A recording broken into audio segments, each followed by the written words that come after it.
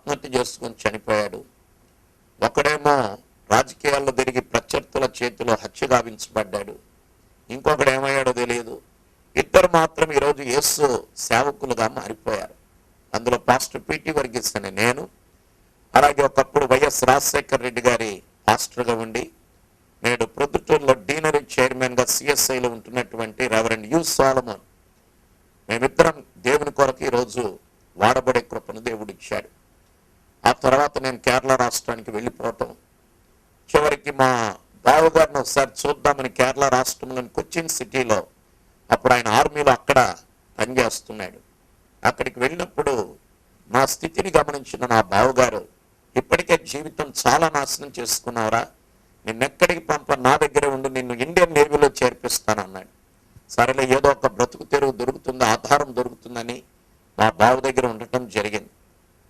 ఆ సమయంలో ఆయన నాకు ఎప్పుడు దేవుని వాక్యాన్ని ప్రకటించేవాడు. ప్రార్థన కూర్చున్నప్పుడు ప్రార్థన చేయించేవాడు. దేవుని స్తుతించని ఆ మిలిటరీ డిసిప్లైన్ ఆయన భక్తిలో కూడా ప్రదర్శించాడు. దేవుని స్తుతించురా అని చెప్పి అనేవాడు. అలాగా ఆయన మీద కోపంతో స్తుతించేవాడు. చివరికి ఒకానొక శుభదినాన్న ప్రభు కొరకు నేను పట్టుబట్టడం జరిగింది. నా జీవితాన్ని ప్రభువుకు అంకితం చేసుకున్నాను. నేను ఎప్పుడు చెప్తాను, ఆ రోజు నుంచి యేసు ప్రభు నా చరిత్ర అద్భుతంగా తిరగరాశాడు. నా దేవునికి స్తోత్రం కలుగునుగాక. మీ చరిత్రను కూడా ఆయన తిరగరాయగలిగిన గొప్ప దేవుడై ఉన్నాడు. మిత్రమా, నీ జీవితంలో ఒకవేళ నిరాశయా, దుఃఖమా, ఆత్మహత్య ఆలోచనయా, ఎందుకు ఈ పాడు జీవితం అనే నువ్వు అనుకుంటున్నావా? అక్కర్లా. నీ జీవితాన్ని ఒక్కసారి యేసు ప్రభు చేతుల్లో నాలాగా పెట్టు, నిశ్చయంగా ఆయన నీ జీవితంలో కార్యం చేయబోతున్నాడు. హల్లెలూయా. ఆ తర్వాత మా నాన్నగారు ఒకరోజు నన్ను పిలిచి అన్నారు కదా, ప్రే బాబు, నీ అన్న విడిచిపెట్టిపోయిన సేవను నీ భుజస్కంధాల మీదకి నువ్వు ఎత్తుకోవాలన్నాడు. అప్పటికే ఇండియన్ నేవీలో ఎగ్జామ్ రాశాను, పాస్ అయ్యాను, మెడికల్ పాస్ అయిపోయాను. ఇంకేముంది, వచ్చేసింది చేతికి ఉద్యోగం అనుకుంటున్నాను. కానీ ఈ లోపల ఒక అద్భుతం జరిగింది. ప్రభు నా మనస్సులో ఆత్మల భారం పెట్టాడు. నా హృదయ నిండా ఆత్మల భారంతో రగిలిపోవటం మొదలు పెట్టాను. ఈ లోపుగా మా నాన్నగారు చెప్పారు, నీ అన్న విడిచిపెట్టిపోయిన సేవ నీ భుజస్కంధాల మీదకి ఎత్తుకోవాలన్నాడు. ఆ రీతిగా మలయాళ భాష నాకు చేత కాకపోయినా మలయాళ బైబిల్ కాలేజీకి వెళ్ళి 2-3 సంవత్సరాలు దేవుని వాక్యం నేర్చుకొని మలయాళ భాష కూడా నేర్చుకొని ఆ రీతిగా నేను దేవుని వాక్యం చదవటం జరిగింది. చివరికి 1987వ సంవత్సరం నా చదువును ముగించుకొని మా నాన్నగారు అప్పుడు కృష్ణా జిల్లా మేడూరులో ఉండేవారు.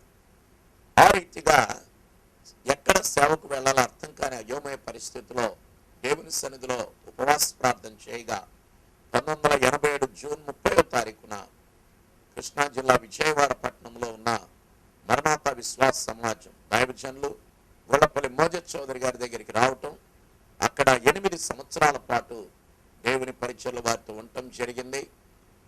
ఇప్పుడు రెవరెండ్ అల్లూరి విశ్వప్రసాద్ గారు, నేను ఎంతగానో దేవుని కొరకు ఆ దినాల్లో పలు ప్రాంతాలకు వెళ్ళటం జరిగింది. ఆ తర్వాత దేవుని ప్రత్యేకమైన దర్శనం మేరకు 1995 ఆగస్టు 13వ తారీఖున agape gospel prayer temple ministries అన్న పేరట పరీక్షలు ఆరంభించడం జరిగింది. ఆ రోజుల్లో విజయవాడ పట్టణంలోని రోకళ్ళపాలెంలో ప్రియులు అరవ ఆంజనేయులు గారు, కుటుంబ గారని వారి ఇంటి డాబా మీద ఒక షామ్యాన వేసుకుని ఆరాధన మొదలు పెట్టాం. అలా కొద్ది నెలలు జరిగిన తర్వాత వారు 173 గజాల స్థలం ఖాళీగా ఉంటే అందులో ఒక రేకుల షెడ్ వేసుకొని 5 సంవత్సరాల పాటు అక్కడ ఆరాధన జరిగించాం. తర్వాత దేవుని మహాకృపను బట్టి ఉపవాస ప్రార్థనల ఫలితంగా విజయవాడ పట్టణంలోని భానునగర్ అన్న ప్రాంతాన్ని ఎంపిక చేసుకొని అక్కడ 313 గజాల స్థలాన్ని కొనుగోలు చేసి ఒక మందిరాన్ని అలాగే గృహాన్ని అన్నిటినీ పెట్టుకోవటానికి దేవుడు కృపనిచ్చాడు. ఆ రీతిగా పరీక్షను దేవుడు అంచెలంచెలుగా వర్ధలు చేయటం మొదలు పెట్టాడు. కేవలం కొద్ది మంది చేత ఆరంభించబడిన ఈ సేవ ఈరోజు ఈ మహాదేవుడు ఫలింపజేస్తున్నాడు. విశ్వాసమే నా ఆయుధంగా నేను పెట్టుకున్నాను. నా తండ్రి అదే నాకు నేర్పాడు. నా బైబిల్ స్కూల్ నాకు అదే నేర్పించింది. నా దేవుడు నాకు అదే నేర్పించాడు. విశ్వాసం ద్వారా ఏదైనా సాధించవచ్చని నేను నేర్చుకున్నాను. తత్ఫలితంగానే ఈరోజు అగాపే బైబిల్ స్కూల్ ఏ విధమైన విదేశ సహాయం లేకుండా కేవలం నాకు దేవుడు 2 సంఘాలు విజయవాడ పట్టణంలో నేను నడిపిస్తున్నాను. ఒకటి భానునగర్ BRTS రోడ్డు పక్కన, అనగా మధురానగర్ రైల్వే స్టేషన్ పక్కన ఒక ఆరాధన జరిగిస్తున్నాను.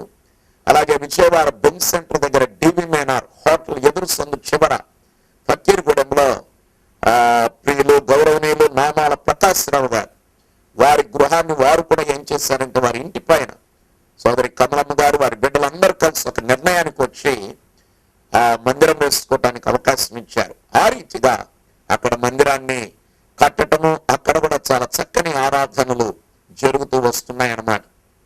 ఇలా దేవుని కృప ద్వారా ఈ పరిచయలు ప్రభు ఇచ్చారు. దాదాపు 17 మంది దైవ సేవకులు నాతో కలిసి దేవుని సేవలో వారు ఉంటూ వస్తున్నారు. అబాపే ధ్వజమని ఒక ద్విమాస పత్రిక నడిపించే కృపను దేవుడిచ్చాడు. ఇలాగ టీవీలో ప్రతి బుధవారం సాయంత్రం 4:30 నుంచి 5 గంటల వరకు దేవుని వాక్యం చెప్పే అవకాశం ఇచ్చాడు. ఎందుకు పనికిరా నన్ను యేసు ప్రభు తన చేతికి తీసుకొని ఈరోజు విదేశాల్లో సైతం నన్ను వాడుకునే స్థాయికి దేవుడు నన్ను వర్ధల చేశాడు. నా మాటలు ముగింపులో ప్రియ మిత్రమా, చెప్పాలంటే గనక ఎన్నో గంటల తరబడి నా సాక్ష్యం ఉంది. కానీ ఇవన్నీ క్లుప్త సమయంలో మీ ముందు ఉంచారు. ప్రభు మీ చరిత్ర తిరగరాస్తాడు. మీ దుఃఖము, మీ బాధ, మీ అవమానం, మీ నిందలు తొలగించి మీకంటూ ఒక ప్రముఖమైన స్థానాన్ని ప్రభు ఇచ్చి గొప్పగా వాడుకోబోతున్నాడు. ఒక్కసారి మీ జీవితాన్ని ప్రభు చేతిలో పెట్టండి. ఒకసారి మీ కొరకు నేను ప్రార్థిస్తాను. దేవుడు మీపై తన ఆశీస్సులు ఉంచాలని కోరుకుంటున్నాను. ఈ సమయంలో ఒక పాట ముందుగా మనం విందాం. నా కుటుంబం ఒకసారి మీకు పరిచయం చేసిన తర్వాత పాట పాడి మీ కొరకు నేను ప్రార్థిస్తాను. God bless. 1988వ సంవత్సరం జూలై నెల 28వ తారీఖు కేరళ రాష్ట్రానికి చెందిన పాస్టర్ గారు విన్సీని వివాహం చేసుకోవటానికి దేవుడు కృపను అనుగ్రహించారు. ఆ తర్వాత 1989 అక్టోబర్ 18వ తారీఖు దేవుడు మాకు మొట్టమొదటిగా బహుమతిగా నా కుడి ప్రక్కన ఉన్నటువంటి థామ్సన్ వర్గీస్ను దేవుడు మాకు అనుగ్రహించడం జరిగింది. బీటెక్ ముగించుకొని దేవుని ప్రత్యేకమైన దర్శనం పిలుపు మేరకు నేడు కేరళ రాష్ట్రంలో మాస్టర్ ఆఫ్ డివినిటీ 1 సంవత్సరం పూర్తి చేసుకున్నాడు. ఆ తర్వాత దేవుడు మరలా 2వ బహుమతిగా 1993వ సంవత్సరం జూలై నెల 14వ తారీఖున వినితాను ప్రభు అనుగ్రహించారు. బీఫార్మసీ 4 సంవత్సరాల విద్యను పూర్తి చేసుకుంది. ఈ రీతిగా మేము కుటుంబంగా దేవుని యొక్క పరిచర్యలో పాలిభాగస్థులమయ్యే కృపను దేవుడు మాకు అనుగ్రహించాడు. ఈ సమయంలో మేమందరం కలిసి ఒకంత ప్రభునామాన్ని సంకీర్తన చేసి ఘనపరచాలని ఆశిస్తున్నాం. మీరు కూడా మాతో పాటు ఈ ఆరాధనలో ఏకీభవించండి.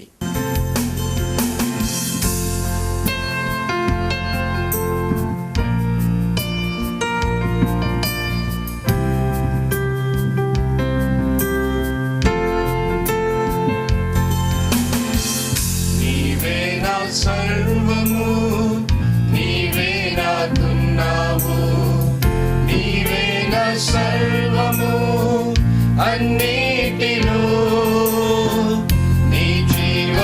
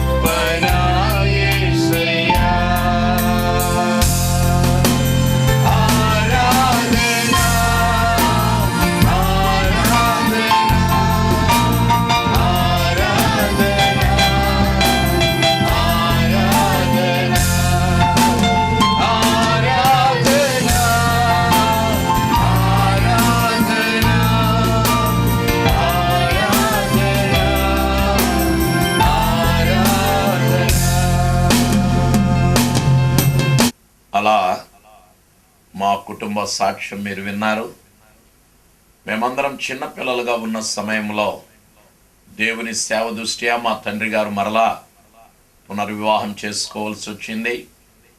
దేవుడు ప్రేమించి మెర్సీ జాకబ్ ఈరోజు గుజరాత్లోని గాంధీధామ్ ప్రాంతంలో మెర్సీ అలాగే జాకబ్ వారి బిడ్డలిద్దరూ నివాసం ఉంటున్నారు.